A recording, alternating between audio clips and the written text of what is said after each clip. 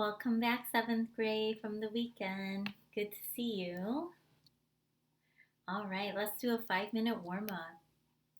If you ask students on the school swim team about participating in a school fundraiser, could you use the results to reasonably estimate how students in the entire school would answer?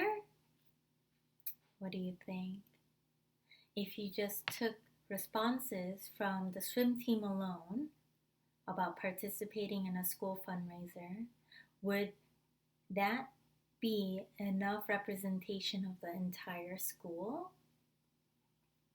Probably not. What if participating in a school fundraiser, they asked the swim team about doing some synchronized swimming in the pool? And most of them said, yes, I would love to do it. Probably a lot of the other non-swimmers at the school would say, no, I would not like to participate, right? And there could be other factors where there are not a good representation of the entire school as well. So let's move on and try to understand what population and sample mean in statistics. So let's look at this example. Consider a busy freeway. You wonder, what the average speed of the cars on the freeway during peak hours is. I wrote cards, but I meant cars, C-A-R-S. You might be asking yourself, how fast are the cars going? All the cars on the freeway during peak hours make up the population you want to study. In statistics, population consists of all the members or objects about which you want information. The characteristic you want to study is their speed. The information may be something that will help you understand the characteristics of the population. You cannot possibly track the speeds of all the cars during peak hours. Why? Well, it may be impractical to study or analyze a large population. You can, however, track a small sample of 100 cars. It is more practical to choose a small portion of the population to study and observe. The number of members in a sample is called sample size. What's the purpose of random sampling? Well, recall the busy freeway example. You wondered what the average speed of cars on the freeway during the peak hour was. It was impractical to track the speeds of all the cars during peak hours. It was more practical to track a small sample of 100 cars. If you want to track the speeds of 100 cars on a freeway, and then use your observations to make conclusions about all the cars on the freeway, you need to know that the cars in your sample are representative of all the cars. To make sure your sample is representative, choose a random sample, also known as an unbiased sample. A random sample has two characteristics. Number one, every member of the population has an equal chance of being selected. So for example, during our 5-minute warm-up, when the survey was only given to members of the swim team, that was not random. Selection of members is independent of each other. A biased sample is just not a random sample. It is a sample in which members are not randomly selected. So in our warm-up, in our 5-minute warm-up, the swim team would have been a biased sample. Now there's 3 kinds of random samples. One is simple random sampling, the other one is stratified random sampling, and then the third one is systematic random sampling. But for today, we're only going to focus on the first one, Simple random sampling. So let's understand what simple random sampling is. Simple random sampling is a sampling method in which every member of a population has an equal chance of being selected for the sample. In other words, you select members from a population without any pre-planned order. Let's look at different ways to do so. Number one, use a sampling frame. In carrying out a household survey using telephone interviews, you may use a telephone directory. You randomly flip to a page of the directory and randomly choose a telephone number. Repeat the process until you have gathered enough members for your sample. Okay, well, think about this.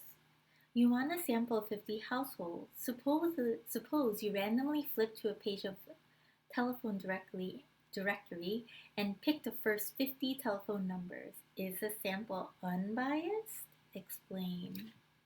What do you think? The sample is not unbiased. It is biased because telephone, the telephone book has people within alphabetical order. So once you open the telephone book randomly to a page and then you pick the first 50 people that you see, they're going to be chosen in alphabetical order by last name. In addition, it is not a good representation of the households that you might want to take in your area. In this day and age, not a lot of us put our phone numbers in a telephone directory because we use other forms of communication and technology like cellular devices. For me and my family, and for my mom, and for my brother, and for my cousins, I know that we don't put our numbers in the telephone directory. And so this might not even represent a good representation of your population that you want to take a survey of. All right, there is another method. It's called the lottery method. To generate a random sample of 50 students from a school population, you may assign a unique number to each student at the school. Then randomly pick numbers from a box that holds all the numbers until you have picked 50. Number 3, use a random number table. Suppose you want to pick a random sample of 30 people from a town that has only 500 residents. You first assign 3-digit numbers from 001 to 500 to the town residents. You may use a random number table like the one shown below to select the members of the sample. So instead of writing 500 pieces, writing 500 numbers down on 500 different pieces of paper and putting it all in a hat, you can use a random number table, and these can be found in statistic textbooks. These can be found online and things like that. So let's look at an example here. It's very small, okay, and it's actually in your textbook as well. And so what they did was first they picked a random number from here on the side 1 through 20, and they just landed it on 20, okay, and it goes beyond 22.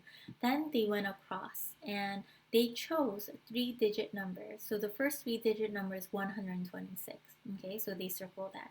The next 3-digit number is 125. Then the next 3-digit number is 168. And then the next 3-digit number is 669, or does it say 569? Either way, it's not within our parameters here, 001 to 500, so they skipped those 3. Then they pick the next 3-digit numbers, which is 231. Then they pick the next 3-digit numbers, which is 039 or 39. And so on and so on. And this goes on, as you can see, it's torn off, but this goes on and on and on as well. I will link you a website where you can learn more about random number tables, and then you can take a look at yourself. It'll be linked on Moodle for you. All right. Now you can also use a computer. Instead of using a random number table, you may also use a random number generator on a calculator or a computer to generate random numbers. So let's focus on the computer right now. I'm going to show you the website, okay, that I found here. So in Google, I just wrote random number generator, and for the minimum, I put 1, and then for the maximum, I put 50. And so if I want to generate numbers, I just press generate 33, 24, 27, 39, 47, 37, 50, 12, and so it'll just randomly generate numbers like that.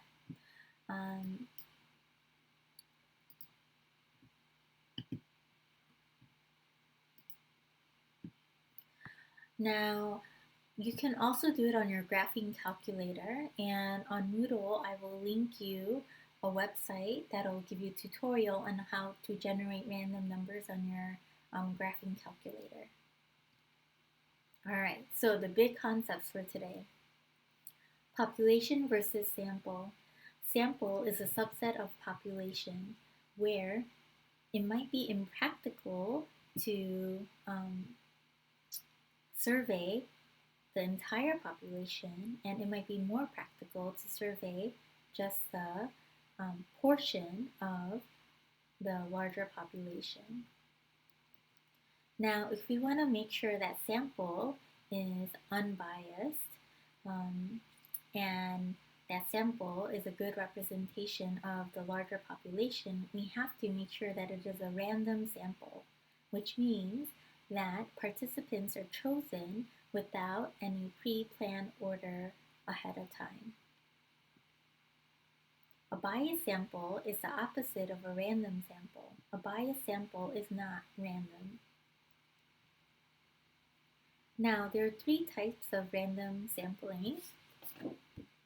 Okay.